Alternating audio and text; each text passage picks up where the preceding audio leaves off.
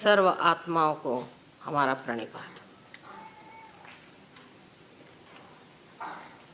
आज मैं सोच रही थी कि कौन सी भाषा में आपसे वार्तालाप किया जाए, तो यही सोचा कि मराठी में पहले बहुत बार पूना में भाषण हुआ था, आज हिंदी में ही भाषण दिया जाए, क्योंकि हिंदी हमारी राष्ट्रभाषा है और मेरी भी मातृभाषा मराठी है, किंतु हिंदी भाषा सीखना मैं सोचती हूँ परम आवश्यक है।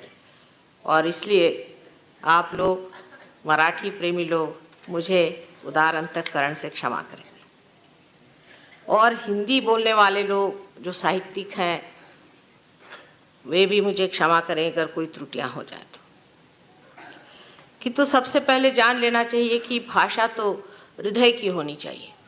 जहाँ भाषा हृदय की न होते हुए सिर्फ शब्दजाल होती है, तब हर तरह के जंजाल खड़े हो जाते हैं। इसलिए कोई सी भी भाषा जो हृदय से निकलती है वही मार्मिक होती है, उसी का असर भी होता है। हम लोग सत्य को खोज रहे हैं अनेक वर्षों से, आज ही की ये बात नहीं है। अनेक वर्षों से हम सत्य को खोज रहे हैं और उसकी खोज होते होते काफ़ी लोग भटक भी गए हैं।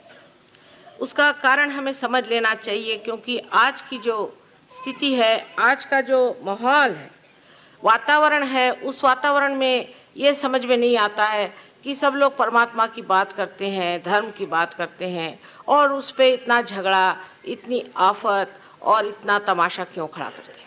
यह प्रश्न ज़रूर हमारे जो तरुण पीढ़ी के लोग हैं उनके सामने आता है, और वो लोग ये पूछते हैं बार बार कि माँ इसका क्या मतलब है। अगर ये परमात्मा सच्चाई है, परमात्मा अगर प्रेम है और परमात्मा अगर कृपा, तो ये सब तो लगते नहीं कि इन पे कोई परमात्मा की कृपा है या इन पे कोई परमात्मा का असर भी है। तो ऐसे परमात्मा से अच्छा है कि भूल ही जाए उसको जिसने कितनी आफत मचा रखी है। इस प्रकार आज आप देख रहे हैं कि एक बड़ा द्वंद्व हमारे तरुण लोगों में, हमारे जवान लोगों में खड़ा हो रहा है कि जो परमात्मा की बात है इसे किस तरह से माना जाए। चाहे आप माने या न माने, परमात्मा है। ये मानने न मानने की बात नहीं, जो अस्तित्व है वो रहेगा, चाहे आप माने या न माने। लेकिन ऐसी क्या बात हो गई कि जिसकी वजह से मनुष्य ऐसे गलत रास्तों पे चला जाता है जहाँ परमात्मा खोजने से भी नहीं मिलता। ये समझने की अगर हम कोशिश करें तो कहाँ हमारी गलती हो गई ये हमारे दिखाई देगी। अब सहज योग जो है, सहज, सह माने आपके साथ, जो माने जन्मा हुआ, जो आपके साथ जन्मा हुआ योग का कार्यक्रम है, जो आपके लिए योग की युक्ति है। इतना ही नहीं, एक आपके लिए आश्वासन है, वो सिद्ध करने का आज समय आ गया है। सहज योग ये कोई आज का काम नहीं, हजारों वर्ष पहले भी इंद्र को आत्म साक्षात्कार दिया गया था, आत्मज्ञान दिया गया था, तब भी सहज योग था। और उसके बाद आपने देखा है मार्कंडेय स्वामी ने, जो कि 14,000 वर्ष पूर्व इस संसार में आए थे, उन्होंने भी सहज की महत्व बताई है। लेकिन ये बात बहुत खोल करके कही नहीं गई। उसके बाद बहुत सालों बाद हम कह सकते हैं कि इसको खोलकर पहले ही आदि शंकराचार्य ने सर्व समाज के सामने रखा। तो भी ये नहीं कहा गया कि ये चीज़ होती कैसी, पूरी तरह से बात नहीं कही गई, क्योंकि वो समान नहीं था। कृष्ण ने भी कहा कि आपको आत्मा को जान लेना चाहिए, जिसने आत्मा को जाना वही समझ सकता है। क्राइस्ट ने भी यही कहा कि आपका पुनर्जन्म होना चाहिए। बुद्ध ने कहा, महावीर ने कहा, सब ने ये कहा कि आपका पुनर्जन्म होना चाहिए। लेकिन इस बात को खोल करके आदि शंकराचार्य ने बताया कि इसके सिवाय कोई और इलाज आपका नहीं है। जब तक आपके अंदर से चैतन्य की सौंदर्य लहरियां नहीं बहेंगी, तब तक सलीलम सलीलम उन्होंने कहा, तब तक ये शब्द जाल छूट नहीं सकते। लेकिन सबसे ज़्यादा मैं कहूँ कि नानक साहब और कबीरदास जी, इन लोगों ने तो पूरी तरह से कोशिश करके, और जो सत्य उसे सामने रखा कि कुंडलिनी के जागरण के सिवा कोई भी कार्य सिद्ध नहीं हो सकता। लेकिन उनका बोलने का ढंग इतना ज़बरदस्त और इतना जोर का था कि लोग उसे समझ नहीं पाए। और यही बात मैंने महसूस की कि इस दुनिया में जब तक लोगों को आप आत्मज्ञान नहीं देंगे, उसकी बातचीत करना बड़ा बेकार सा हो जाएगा।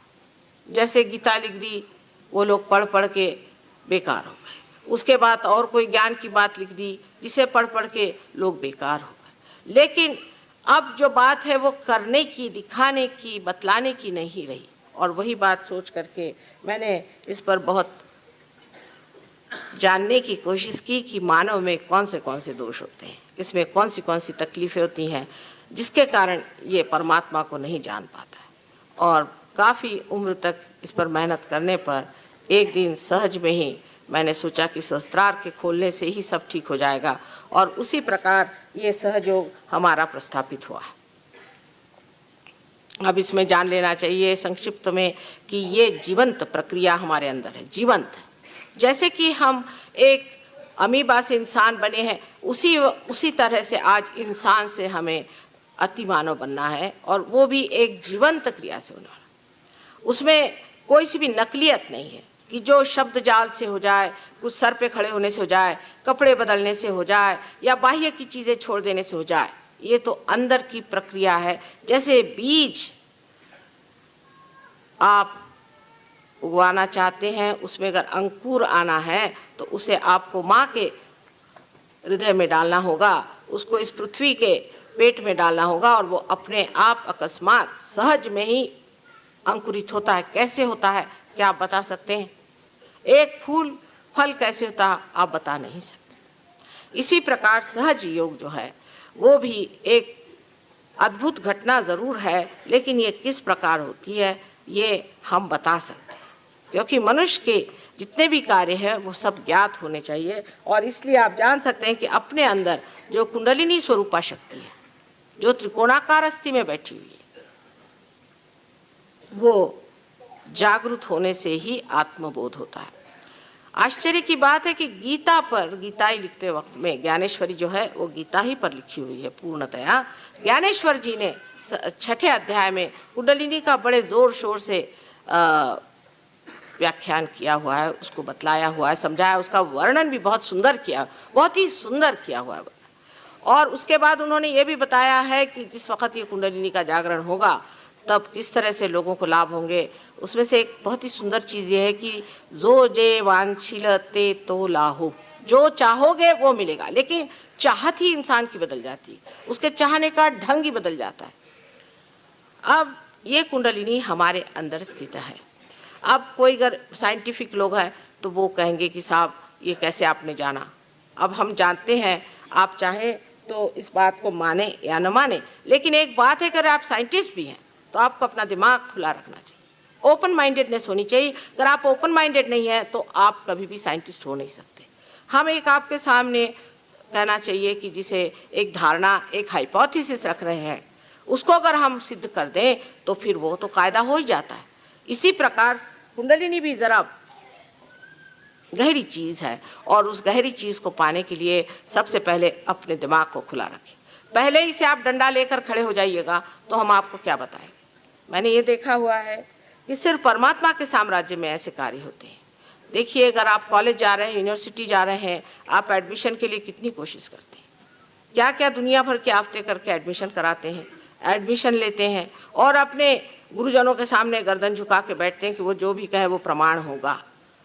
लेकिन मैंने देखा है कि संसार में जितने बड़े बड़े साधु संत आए, उनको तो हम लोगों ने सताया है, उनकी तकलीफ थी, उनकी कोई बात नहीं सुनी और उनको परेशान करते रहे, और हर समय उनसे चर्चा और वाद विवाद करके उनको परेशान किया। इस तरह से आप ज्ञान को प्राप्त नहीं कर सकते। ज्ञान के लिए सबसे पहले चीज़ है कि मैंने अभी तक जाना नहीं, मुझे आगे जानने का है, जिसके ऊपर सब बड़े बड़े शास्त्रों में, सब बड़े बड़े साधु संतों ने लिखा हुआ है। रामदास स्वामी को आप उठाइए तो उन्होंने साफ लिख दिया कि पढ़ पढ़ करके कुछ नहीं होने वाला। हमारे कबीरदास जी ने तो साफ लिख दिया कि पढ़ी पढ़ी मूर्ख पंडित मूर्ख भय, साफ साफ लिख दिया उन्होंने। और कितनी ही बातें इन साधु संतों ने इतनी साफ लिखी हुई है कि बड़ा आश्चर्य होता है कि हम उनको ही पढ़ के उन्होंने जिस चीज़ को मना किया है वही कैसे करते हैं। अब उसका कारण मैं आपसे बताऊंगी कि क्यों ऐसा हो जाता है और इसके कारण कैसे हमारा जो धर्म है वो किसी तरह से अधर्म में ही परिवर्तित हो जाता है। अब कुंडलिनी शक्ति जो है ये है शुद्ध इच्छा, ये है शुद्ध इच्छा, माने बाकी जितनी भी इच्छाएं हैं अशुद्ध हैं, क्योंकि अगर वो अशुद्ध नहीं होती तो एक चीज़ मिलने पर दूसरी चीज़ मिलने की इच्छा न होती। हमारे जो इकोनॉमिक्स के लॉज हैं, अर्थशास्त्र के जो लॉज हैं, उसके अनुसार कोई सी भी ज़रूरतें सर्वसाधारण तरह से पूरी नहीं होती, क्षमित नहीं होती हैं। माने ये कि in general they can not be satisfied in general. इसका मतलब यह है कि आपको एक चीज़ मिल जाएगी इन पर्टिकुलर, लेकिन अगर वो चीज़ मिलने के बाद आप चाहेंगे कि दूसरी चीज़ मिले, फिर तीसरी चीज़ मिले। इसकी वजह यह है कि आपके अंदर शुद्ध इच्छा नहीं है। जिस इच्छा की आप बहुत कोशिश करते हैं कि पूरी हो जाए, वो इच्छा शुद्ध नहीं है, वो अशुद्ध इच्छा।